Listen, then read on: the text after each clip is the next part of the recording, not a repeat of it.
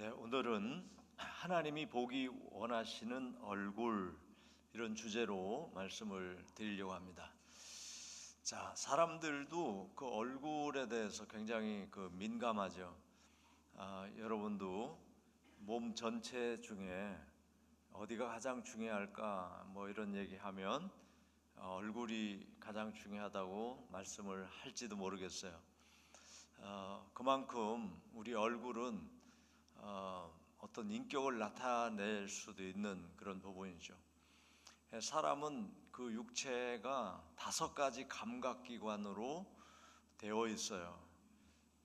그런데 얼굴에 4가지 감각이 다 있습니다. 시각, 청각, 후각, 미각이 얼굴에 다 있어요.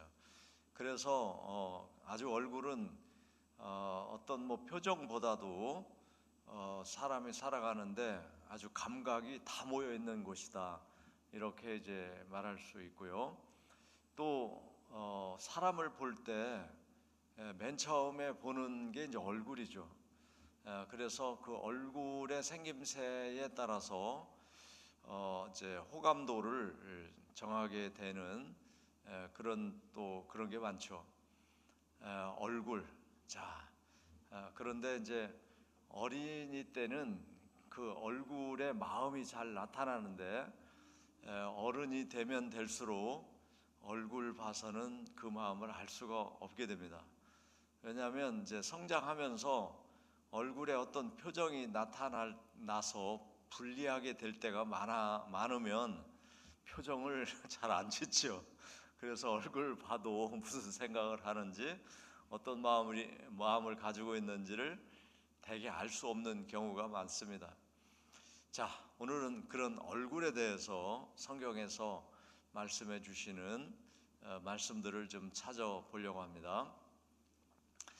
자, 얼굴에 대한 말씀이 제일 처음에 이제 창세기에 나오고 있어요.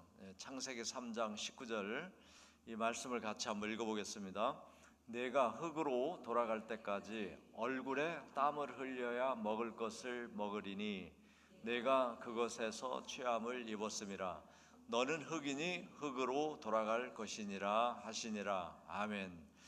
자, 이제 왜 이렇게 됐는지 우리가 너무 잘 알죠. 아담과 하와가 하나님의 말씀을 따라 생명과를 먹지 않고 선악과를 먹은 결과로 하나님이 해주신 말씀이에요. 자, 흙으로 돌아갈 때까지, 자, 육체가 다시 흙으로 돌아갈 때까지 얼굴에 땀을 흘려야 먹을 것을 얻게 될 거다.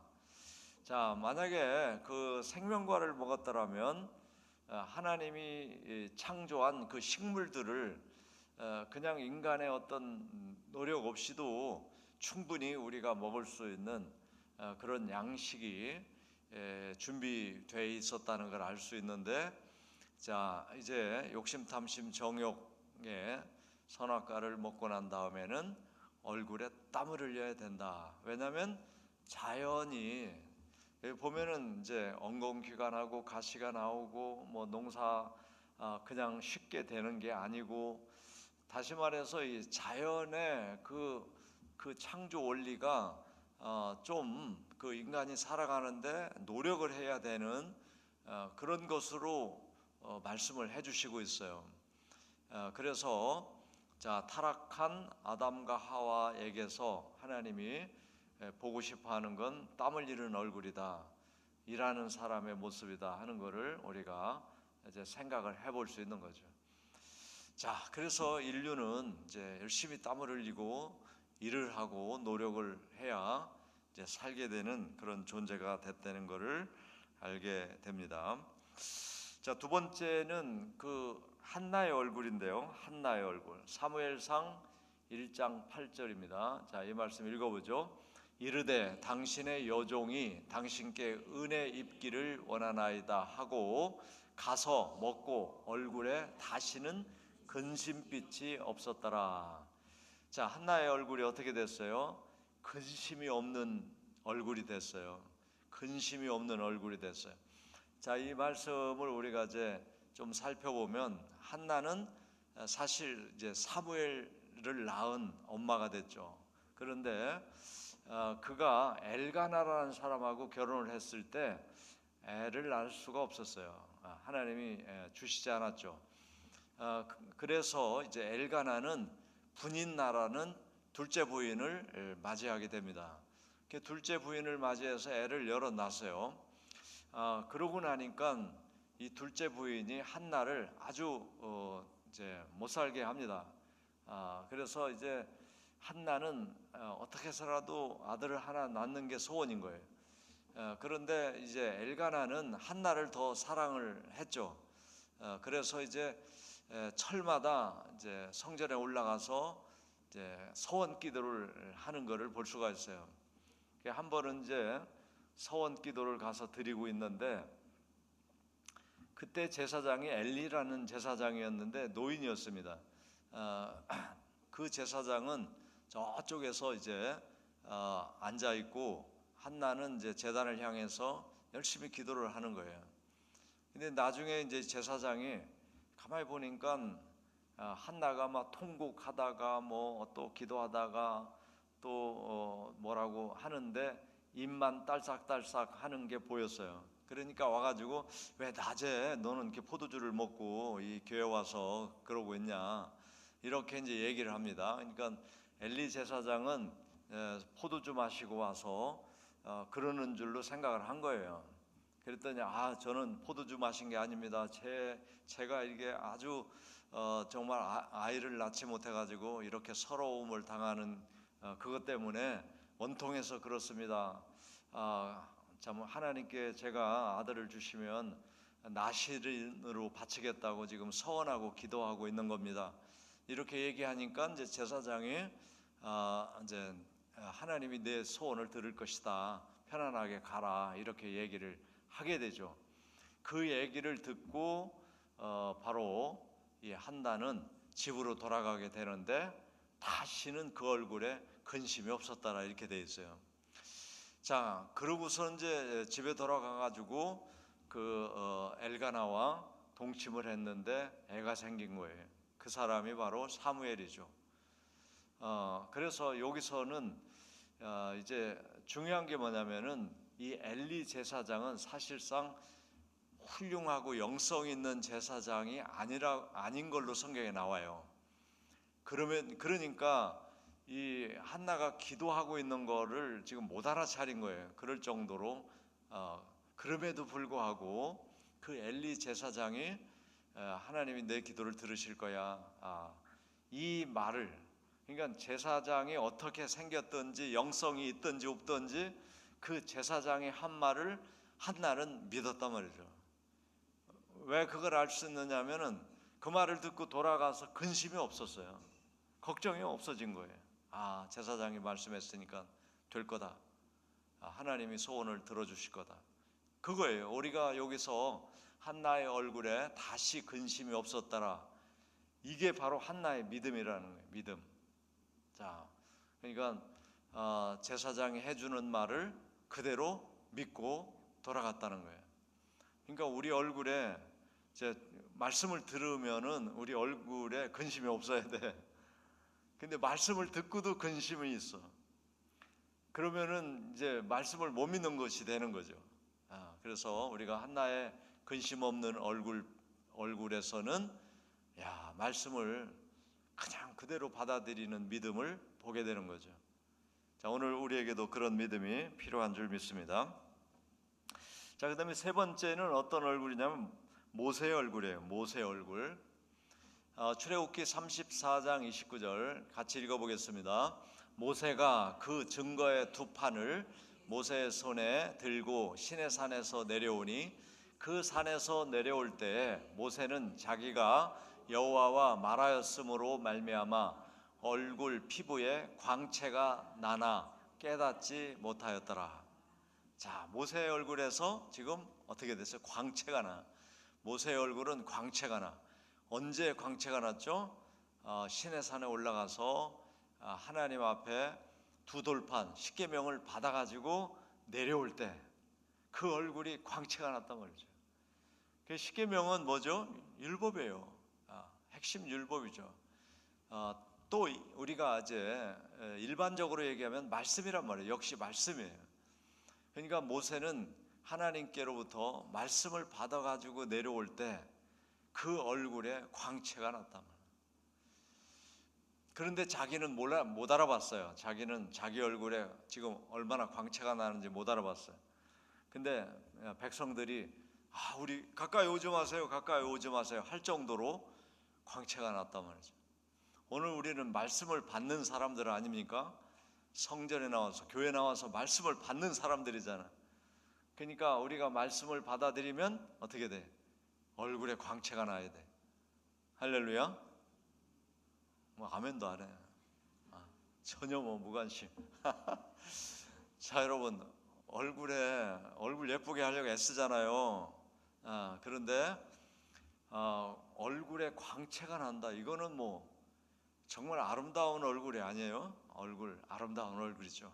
우리가 인위적으로 또 얼굴을 예쁘게 하기 위해서 단장을 하는 습관을 가지고 있습니다만은, 아마도 광채가 나면 그런 거를 안 해도 정말 누가 봐도 이야, 얼굴이 빛나네요, 얼굴이 밝아요, 얼굴이 정말 아름다워요, 그러지 않겠습니까?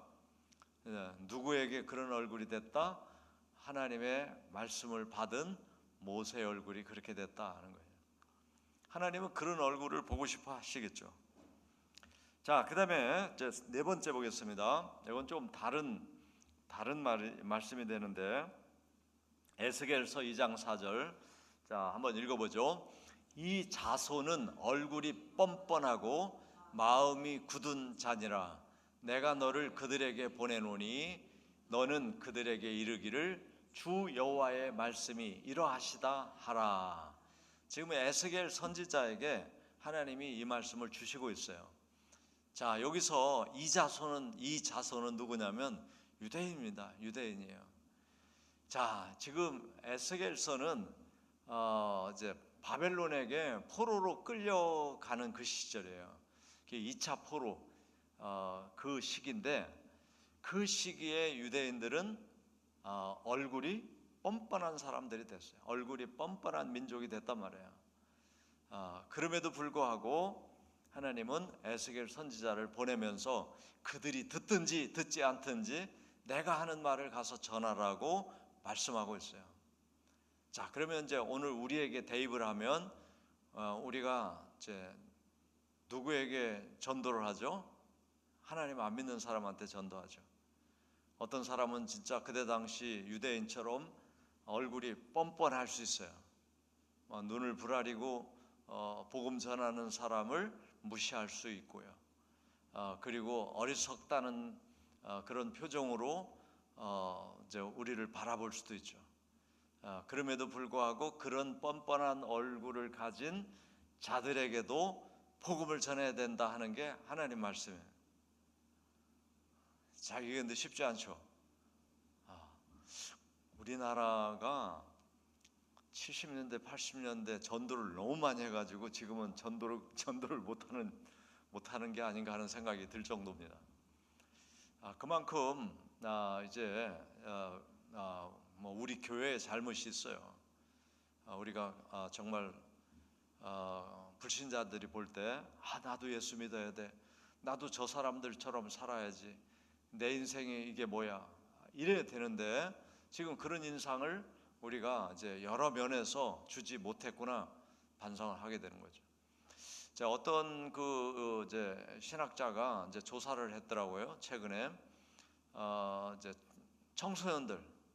청소년들이 교회에 대해서 어떻게 생각하는가, 이걸 조사했는데 50% 이상이 자기는 교회 다니고 싶지 않다고 표시했어요. 그 이유를 물었는데 그 이유가 교회 다니는 사람들이 이중성이다, 교회 다니는 사람이 아주 더 나쁘다, 이렇게 평가했습니다. 자, 그런 걸 보면은 우리가 사실 제대로 그리스도인으로 살지 못한다는 것을 알 수가 있습니다. 자, 그래서 오늘날 이 세상 사람들이 교회를 나도 언젠가 교회 갈 거야, 우리 애들을 교회 보내야지. 이런 분위기가 지금 없어지고 있단 말이에요. 지금 너무 안타깝죠. 자, 그래서 어쨌든 오늘 우리가 하나님이 보고 싶어 하시는 모세의 얼굴, 광채가 빛나는 말씀을 가진 모세의 얼굴과 같은 얼굴이 필요하다. 근데 모세는 자기 얼굴에서 그런 빛이 나는 걸 몰랐단 말이에요. 그러니까 그 말씀을 통해서 빛나는 그 얼굴은 다른 사람이 알 수 있다는 거예요. 다른 사람이. 그러니까 오늘 우리가 진짜 말씀을 받아들이면, 진짜 말씀이 내 안에서 살아서 역사하면 나도 모르는 사이에 얼굴에서 광채가 나는 그런 삶을 살게 된다 하는 것을 알게 됩니다. 자, 그래서 우리가 이제 전도를 정말 우리가 얼굴의 광채를 가지고 나아가서 전도를 한다면 뻔뻔한 사람도, 뻔뻔한 얼굴을 가진 사람도 저 사람 뭐야? 얼굴이 빛나잖아. 천사 같잖아. 아름답잖아. 어떻게 된지 궁금해. 자기는 아무리 좋은 화장품을 써도 빛이 안 나. 근데 예수 믿는 사람들은 막 광채가 나. 그러면 뭘 발라서 그래요? 뭐 이렇게 물을 수도 있죠. 나는 바른 게 아니라 내 마음에 하나님의 말씀을 받아들이니까 이렇게 된 거예요. 그러면 나도 그래야지 하고 교회 나오겠죠. 자, 이런 게 우리에게 필요하다 하는 거예요. 자, 그다음에 제가 잠언에 보겠습니다. 잠언 15장 13절 같이 읽어보죠. 마음의 즐거움은 얼굴을 빛나게 하여도 마음의 근심은 심령을 상하게 하느니라. 얼굴을 빛나게 하는 게 이제 말씀을 가졌을 때도 빛이 나요. 마음이 즐거울 때도 빛이 나. 자, 근데 언제 즐겁죠? 우리가 마음이 언제 즐거워요? 자, 성경적으로는 역시 진리를 알고 지혜로 마음에 하나님이 계시고, 자, 이 잠언서는 지혜의 근본이 여호와를 아는 거예요. 지혜의 근본이 여호와를 아는 거예요. 그러니까 잠언 15장에 마음이 즐거운 사람은 여호와를 알고 주님의 말씀 안에 거하기 때문이라는 걸 우리가 쉽게 알 수 있어요. 그러니까 마음이 즐겁고 평안한 거예요. 그러니까 얼굴에서 또 빛이 나. 그런데 마음이 근심인 사람은 심령을 상하게 한다 이렇게 돼요. 근데 왜 근심이죠? 자기가 주인으로 앉아 있으니까 근심해요. 왜냐하면 우리 안에 하나님이 계시면 하나님이 나를 책임져 주신다는 걸 알게 되고 그 믿음으로 근심이 없어지는 겁니다. 근데 자기가 내 마음 중심에 앉아 있어. 근데 자기가 암만 생각해도 내일 어떻게 될지 모르겠어. 이거는 내일 수능 보는데 이게 잘 될지 못 될지, 또 모레 어떤 일을 하려고 하는데 그게 될지 안 될지, 그러니까 걱정인 거예요. 자기가 주인으로 앉아 있으면 걱정이에요. 마음에 근심이 있으니까 심령이 상해. 자, 그래서 어떻게 해야 돼? 마음 바꾸기를 해야 돼. 마음 바꾸기. 마음을 어떻게 바꿔? 너희 안에 이 마음을 품으라. 곧 그리스도 예수의 마음이니. 예수님의 마음을 품어야 되는 거예요. 예수님의 마음. 그러면 예수님이 우리 마음에 탁 들어와 계시면 근심이 없어진다. 마음이 즐거워져. 할렐루야. 자, 하나님이 보고 싶어 하시는 얼굴, 빛나는 얼굴이다. 빛나는 얼굴. 지금 두 번째예요. 자, 그다음에 여섯 번째 말씀은 예수님에 대한 말씀인데, 마태복음 17장 2절을 같이 읽어보겠습니다. 그들 앞에서 변형되사 그 얼굴이 해같이 빛나며 옷이 빛과 같이 희어졌더라. 우리가 너무 잘 아는 말씀이에요. 예수님이 베드로, 야고보, 요한 세 제자만 데리고 산에 올라가셨는데 그 산에 올라가서 변형이 되셨다는 거예요. 변형. 그래서 그 산을 변화산이라고 불러요. 변화산. 그래서 지금 이스라엘에 변화산이 어디일까? 여리고 뒷산이 변화산일까? 또는 헐몬산이 변화산일까? 이 두 가지 이야기가 가장 많아요. 근데 헐몬산이 변화산일 거라고 많이 말합니다. 자, 그런데 이제 중요한 건 뭐냐면 예수님이 변형이 되셨다는 거예요. 그런데 그 얼굴이 해같이 빛나. 자, 지금 모세도 빛이 났고 또 마음이 즐거운 사람도 빛이 나는데 예수님의 얼굴은 해같이 빛이 나는 거예요. 확 빛이 발산돼. 그리고 옷이 아주 빛과 같이 휘어졌다는 거예요. 변형. 근데 예수님이 그 변화산에서 그 변형된 모습을 보여주신 이유가 뭘까요? 두 가지 의미가 있어요. 하나는 이제 부활하실 거를 제자들에게 지금 보여주신 거예요. 부활하신다는 거. 그 부활의 의미는, 자, 우리가 예수 믿으면 다시 태어납니다. 다시 태어나요. 그걸 뭐라고 그래요? 거듭남이라고 그래요. 거듭남. 거듭난 자가 나중에 부활하는 거죠. 그러니까 자, 우리 안에 예수님이 계시면 우리도 거듭난단 말이죠. 거듭나. 그러니까 육체를 가지고 사는 동안에도 다시 태어나는 삶을 경험하게 되는 거예요. 그러니까 다시 태어나는 거. 자, 다시 태어나는 거는 육으로 다시 태어나는 게 아니라는 것 성경에서 설명하고 있어요. 어떤 청년이 얘기했죠. 다시 낳아야 돼. 그러니까 그러면 어머니 뱃속에 내가 이렇게 커가지고 어른이 됐는데 어떻게 들어갔다 다시 나옵니까? 그게 아니라 물과 성령으로 다시 낳아야 돼. 그러니까 다시 태어난다는 거는 몸은 그대로 있지만은 그 인격과 성품과 영성이 성령에 의해서 새로운 사람으로 태어나게 되는 것을 거듭남이라고 말씀하고 있는 거예요.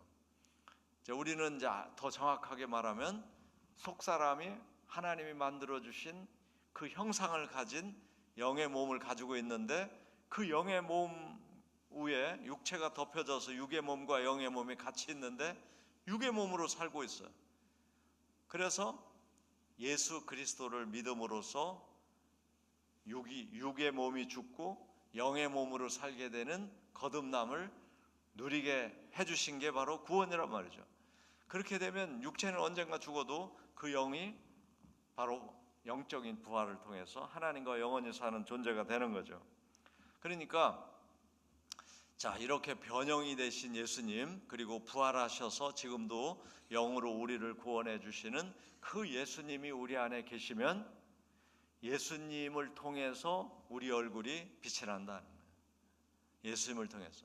원래 우리는 빛을 발할 수가 없어요. 육체를 가지고 있기 때문에. 우리는 달과 같은 존재죠. 달은 발광체가 아니죠. 그런데 태양 때문에, 태양 빛을 받으면 깜깜한 밤에 달이 아주 밝게 떠오르는 것입니다. 자, 그와 같은 거예요. 그래서 주님이 보고 싶어 하시는 얼굴은 나를 좀 받아들여, 나를 영접해. 내가 너 안에, 너가 내 안에 있으면 너도 얼굴이 나처럼 빛날 거야 하시는 거죠. 주님이 그걸 보고 싶어 하신다는 거 우리가 잊지 않았으면 좋겠습니다. 자, 그 다음에 7번째 사도행전입니다. 스데반의 얼굴이에요. 스데반의 얼굴. 자, 사도행전 6장 15절을 읽어보겠습니다. 공회 중에 앉은 사람들이 다 스데반을 주목하여 보니 그 얼굴이 천사의 얼굴과 같더라. 자, 여러분, 누가 천사의 얼굴 같아요 그러면 기분이 좋겠어요? 나쁘겠어요? 악마의 얼굴 같아 그러면 좋겠어요? 천사의 얼굴 같다고 하는 말을 기분 나쁘게 생각할 사람은 없을 것 같아요. 천사를 본 사람은 거의 없습니다. 그렇지만 그럼에도 불구하고 천사의 얼굴 같아요, 그걸 싫어하는 사람은 없어요. 왜냐하면 천사는 정말 아름다울 것이라고 생각해요. 천사의 얼굴과 같다는 말씀을 이 말씀을 이제 쭉 보면은 스데반의 얼굴이, 그런데 역시 빛나는 얼굴입니다. 빛나는 얼굴이에요. 이게 왜 이렇죠? 스데반은 이제 예수님 부활 승천하신 다음에 예수 믿은 사람이에요. 그래가지고 이제 설교자가 됐어. 설교자가. 스테반을 끌어다 놓고 이제 신문을 하는 과정이 나와요. 이제 회당에서 그런 일이 있었어요. 대제사장과 뭐 여러 제사장, 사두개, 뭐 바리새인 이런 사람들이 스테반을 신문하는데, 스테반이 뭐 예수님 말씀 그리고 은혜 받고 또 그가 이제 거듭났기 때문에 구약에서부터 신약까지 이게 오실 예수님에 대한 말씀인 것을 다 증거하면서 말씀을 전하고 있는 거예요. 그때 공회, 여기 공회라는 게 회당이에요. 회당. 공회 중에 앉은 사람들이 스데반을 쳐다보니까 그 얼굴이 천사 얼굴 같은 거예요. 환하게 빛나는 거예요. 그러고서 쭉 이제 더 설교하다가 나중에 막 이들이 감당을 못하니까 갑자기 돌을 들어서 스데반을 치는 거예요. 거기서 이제 돌 맞아 죽는데, 그때도 얼굴이 빛났다고 말씀하고 있어요. 천사의 얼굴. 자, 그러니까 예수님 만나고 은혜 받고 거듭나서 예수님을 증거할 정도 되면 천사의 얼굴과 같이 된다는 거예요. 스데반. 자, 여러분 절망하지 마시고, 자, 우리가 예수님을 이렇게 오래 믿었는데 예수님을 잘잘잘잘 1시간 2시간 설명할 수 있어야 맞는 거 아닙니까? 그게 잘 안 되면 우리가 공부를 잘 안 하는 거잖아. 공부를 안 하는 거야. 우리 예배, 이제 개신교 예배는 설교 중심인데 그렇게 많이 공부를 하는데도 그게 내 마음에 안 온 거잖아요. 내 마음에 왔으면, 내 생각 속에 있으면 그걸 누구한테인가는 말할 수 있지 않습니까? 이게 돼야 된다. 스테반은 정말 아주 굉장히 긴 설교를 했습니다. 그리고 다 마음에 찔렸어요. 그런데 나중에 그거를 용납을 하지 않음으로써 스테반이 이제 순교자가 되는데, 그럼에도 불구하고 스테반의 얼굴은 빛이 났다. 천사의 얼굴과 같았다 하는 거예요. 자, 오늘 우리 그리스도인들이 정말 하나님의 말씀을 정확하게 알고 정확하게 누구에게든지 설명할 수 있으면 좋겠습니다. 그렇게 돼야 되는 거죠. 우리 어렸을 때 이제 교회 선생님들, 또 권사님들, 장로님들, 그분들은 그랬던 것 같아요. 제가 어렸을 때 9살 때 방언했을 때 우리 집에 매일 찾아와가지고 예배 드려주신 권사님이에요 그냥. 근데 설교를 막 1시간 정도 해요. 그리고 기도를 뭐 끝없이 해주십니다. 보통 권사님이에요 그냥. 근데 요즘 권사님들은 잘 못 하실 것 같아. 못 하시는 것 같아요. 그러니까 왜 그랬을까? 그때보다 훨씬 더 지적 수준이나 학력은 다 높아요. 훨씬 더 높죠. 그분들은 초등학교 졸업하셨을 거예요. 그 정도. 그러니까 그때의 그분들은 왜 그랬을까? 성령이 충만했으면 당연하고, 하나님의 말씀에 대한 그 사모함이 무지무지 컸고, 그 성경을 통독하시고 또 말씀을 들을 때 집중해서 듣고 그 말씀을 다 아멘으로 받아들이는 거죠. 그래서 자기 말씀으로 삼아.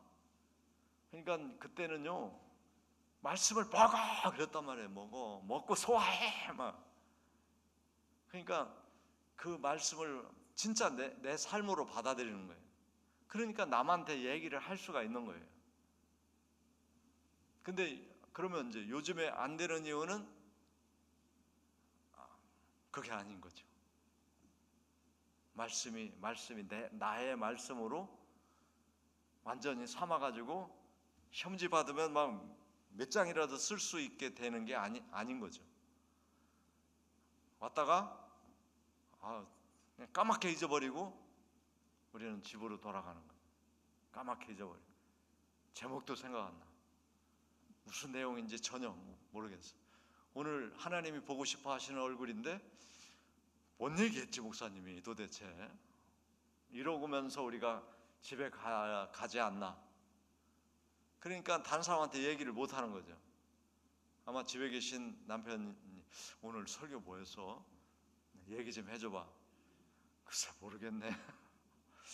제목도 모르겠어. 자, 이렇게 되면은 얼굴이 빛날 이유가 없게 되는 거죠. 자, 그 다음에 여덟 번째는 히스기야의 얼굴입니다. 히스기야의 얼굴. 자, 한번 읽어보겠습니다. 히스기야가 낫을 벽으로 향하고 여호와께 기도하여 이르되, 여기서 낫, 얼굴 낫자예요. 얼굴을 히스기야가 얼굴을 벽으로 향하고 여호와께 기도를 드렸다. 근데 이 장면이 지금 어떤 장면이죠? 히스기야가 너 죽을 거야. 그러니까 그 말을 듣고 히스기야가 얼굴을 벽에 대고 벽으로 향하고 기도를 시작해가지고 하나님이 15년 더 살 거야 이렇게 해주신 응답의 역사가 있었던 그 모습이란 말이에요. 그러니까 히스기야가 지금 죽게 된 상황에서 얼굴을 벽으로 향했다는 거예요. 그러니까 요게 어떤 의미인지 우리가 알 필요가 있어요. 이때 히스기야가 얼굴을 벽에 향하고 기도했을 때 그 얼굴이 어떤 얼굴이었을까요?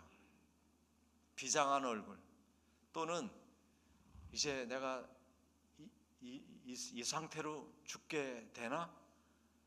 안 돼. 내가 아직 이 나라를 잘 지켜야 돼. 내가 어떻게 해서라도 하나님께 간구해서 이 문제를 해결할 거야. 이런 마음으로 벽을 향했다 이렇게 생각이 되고, 그 다음에 벽을 향하게 된 이유는 다른 생각을 하지 않기 위한 거죠. 다른 걸 보지 않기 위한 거예요.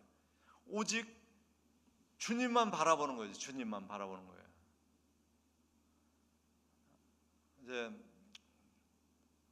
절에 가면 참선이라는 것이 있는데 벽을 향해서 바라보고 참선을 하는 스님들이 있어요. 왜 벽을 바라보고 그렇게 하지? 잡념을 떨쳐버리려고 하는 거예요. 다른 생각 안 하고 자기 번뇌를 다 잊어버리고 부처의 마음을 갖기 위해서 그렇게 하는 거란 말이에요. 그러니까 히스기야가 얼굴을 벽을 향했다는 건 다 모든 생각 안 하고 오직 내 생명을 하나님 지켜달라는 기도를 하기 위한 얼굴이란 말이죠. 그런 얼굴을 보고 싶어 한다. 자, 오늘날은 우리가 벽에 얼굴을 댈 필요가 없어요. 왜냐하면 제단에 와서 십자가를 바라보면서 기도하면 다른 잡념 다 떠나가고 오로지 하나님만 바라보고 하나님께 간구하는 기도를 얼마든지 드릴 수 있습니다. 그런 얼굴을 하나님은 보고 싶어 한다. 그런 얼굴. 나는 그렇게 기도를 하나님께 드린 적이 있나? 정말 내가 기도한 그 기도가 즉시로 응답되는 그런 기도 경험이 있는지 우리가 한번 또 생각해 보게 되죠. 자, 그 다음에 아홉 번째는 에스라의 얼굴이죠. 에스라의 얼굴. 자, 에스라서 9장 6절. 자, 말씀 읽어보겠습니다.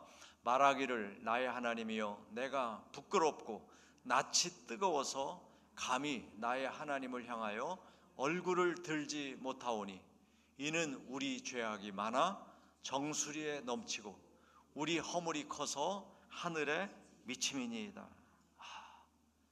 에스라는 지금 얼굴을 하나님께 들지 못하는 그런 지금 상태예요. 부끄러워서 내가 하나님께 얼굴을 들지 못하겠습니다. 왜 에스라 선지자가 이렇게 됐냐면 이스라엘 사람들이 이방인들과 통혼을 하기 때문이에요. 통혼.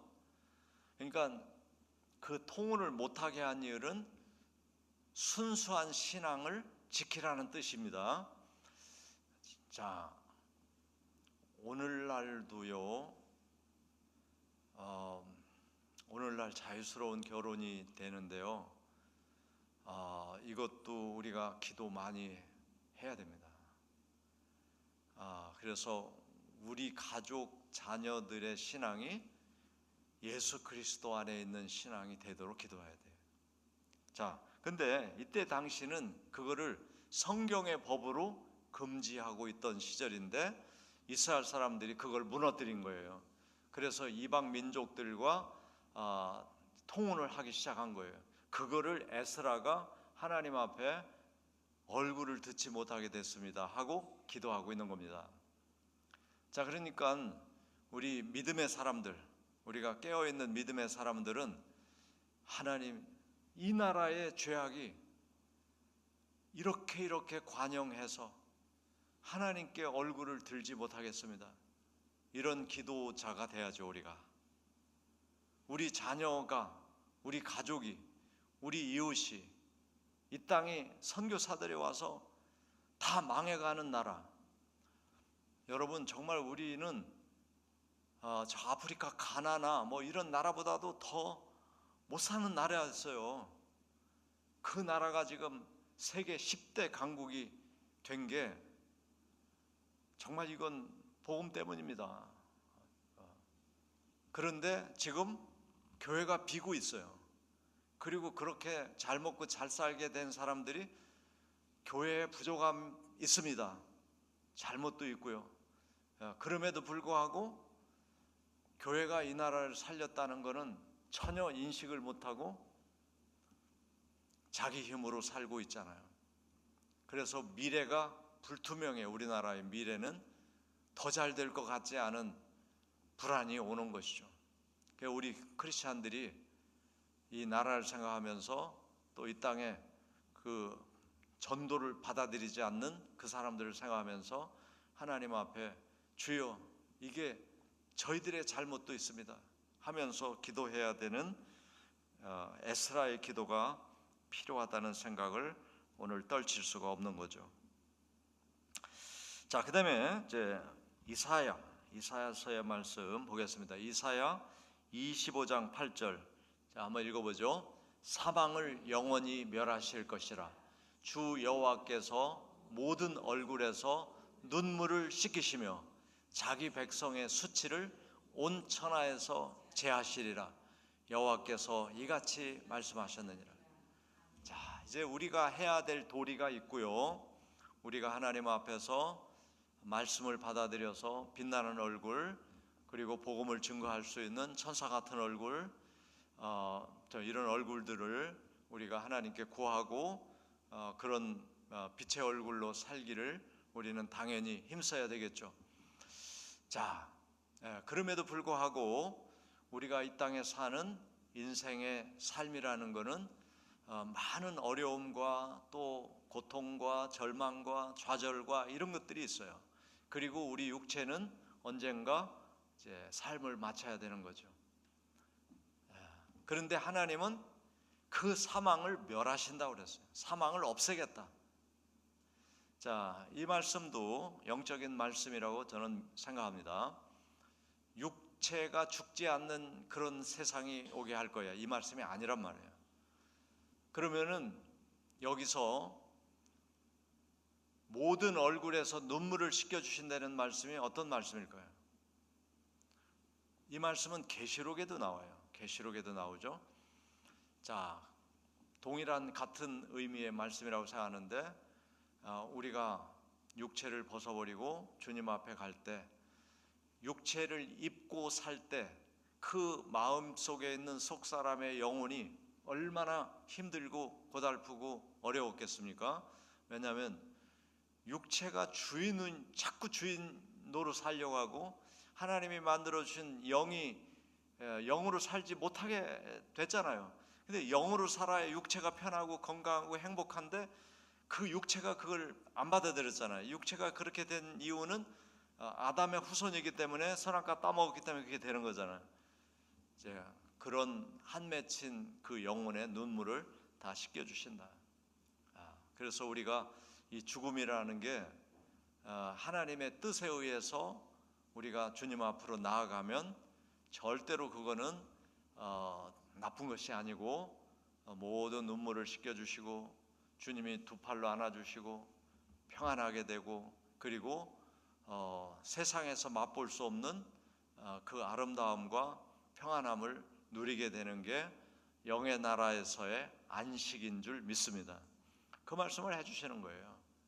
그리고 이제 이 말씀을 우리가 지금 살아있을 때 하나님이 지금 살아계시고 내 안에도 계시고 내가 하나님 안에 있다는 걸 믿으면 여기서도 영으로 살기 시작할 수 있게 되고, 영으로 살면 육체에서 눈물 날 일이 별로 없다 하는 거예요. 자, 우리가 이것을 생각하게 됩니다. 자, 여러분, 하나님이 보고 싶어 하시는 얼굴들을 우리가 살펴봤고, 또 하나님이 이제 보고 싶어 하지 않는 얼굴도 나왔죠. 뻔뻔한 얼굴, 이런 얼굴들. 그렇지만 우리가 가서 복음을 전해서 그 얼굴에도 빛이 나게 해야 되는 책임이 있다는 것도 알게 되었습니다.